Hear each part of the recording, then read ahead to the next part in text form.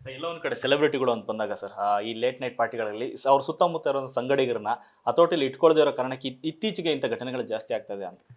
ಇದು ಒಂದೇ ಘಟನೆ ಅಲ್ಲ, ಇವತ್ತು ಪ್ರತಿದಿನ ಈವ್ನಿಂಗ್ ಆಫ್ಟರ್ 7 ಗಂಟೆ 8 ಗಂಟೆ ಮೇಲೆ ಯಾವ ಕ್ಲಬ್ಗಾನ ಹೋಗಿ ಯಾವ ಬಾರ್ಗಾನ ಹೋಗಿ ಅಥವಾ ಯಾವುದನ್ನ ಒಂದು ಅಂದರೆ ವಿಶೇಷವಾಗಿ ಪಾನೀಯ ಜಾಗ ಅಥವಾ ಗಾಂಜಾ ಹೊಡಿತಕ್ಕಂಥದ್ದು ಅಥವಾ ಡ್ರಗ್ ಅಡಿಕ್ಟ್ ಮಾಡ್ತಕ್ಕಂಥದ್ದಲ್ಲಿ ಮನುಷ್ಯರಾಗಿ ಇರೋದಿಲ್ಲ.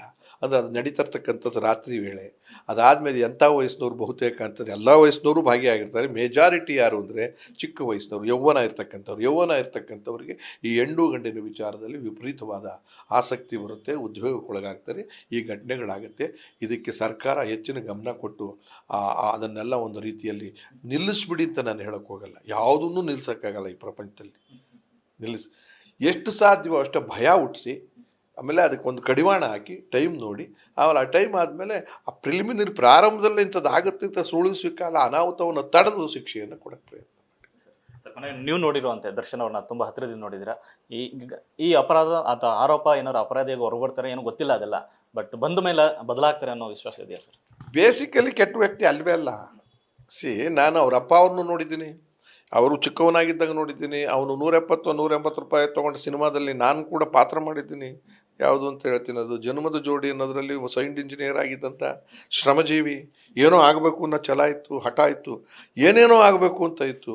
ಇನ್ನೇನೇನೇನೋ ಆಗ್ಬಿಟ್ರಲ್ಲ, ಅದು ಬೇಜಾರಾಗಿದ್ದು. ಆ ಏನೋ ಆಗಬೇಕು ಅನ್ನೋದನ್ನು ಮಾತ್ರ ಕಂಟ್ರೋಲ್ನಲ್ಲಿ ಇಟ್ಕೊಂಡು ಮಾಡಬಾರ್ದೆಲ್ಲ ಮಾಡುವಂಥ ರೀತಿಗೆ ಹೋಗ್ತದಲ್ಲ, ಅದನ್ನು ತಪ್ಪಬೇಕಾದ್ರೆ ಪರಿವರ್ತನೆ ಒಂದು ಅವಕಾಶ ಇದೆ.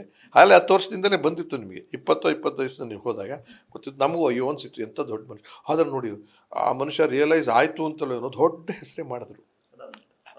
ಆ ಥರದ್ದು ಇನ್ನೊಂದು 2ನೇ ಪರೀಕ್ಷೆ ಒಡ್ಡಿದ್ದಾನೆ ಭಗವಂತನ. ಇದು ಕರ್ಮ ಅಂತ ಕಾಣಿಸುತ್ತೆ. ನಾನು ಅವ್ರಿಗೆ ಹೇಳೋದಿಷ್ಟೇ, ಧೈರ್ಯವಾಗಿರಿ, ಆಗಿರೋದಕ್ಕೆ ಪಶ್ಚಾತ್ತಾಪ ಪಡಲೇಬೇಕು ನೀವು. ಆಮೇಲೆ ಯಾರ್ಯಾರಿಗೆ ನಿಮ್ಮ ಮನಸ್ಸಿನಿಂದ ಕ್ಷಮೆಯನ್ನು ಹೇಳಬೇಕು ಹೇಳ್ಕೊಳ್ಳಿ, ಆಮೇಲೆ ನಿಮ್ಮ ಗ್ಯಾಂಗನ್ನು ನೀವು ದೂರ ಮಾಡಿ ಅಂತ ಹೇಳಲ್ಲ, ಬದಲಾಯಿಸಿ ಮನುಷ್ಯನನ್ನಾಗಿ ಮಾಡಿ. Thank you sir. ಇದಿಷ್ಟು ಮುಖ್ಯಮಂತ್ರಿ ಚಂದ್ರ ಅವರ ಮಾತು.